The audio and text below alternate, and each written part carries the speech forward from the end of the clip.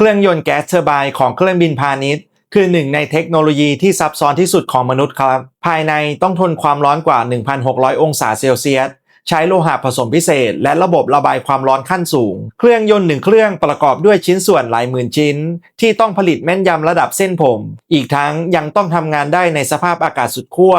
ฝนฝุ่นและการชนกับนกด้วยมาตรฐานความปลอดภัยที่เข้มงวดจึงมีเพียงไม่กี่ประเทศบนโลกที่สามารถออกแบบและผลิตเครื่องยนต์ชนิดนี้ได้สำเร็จครับ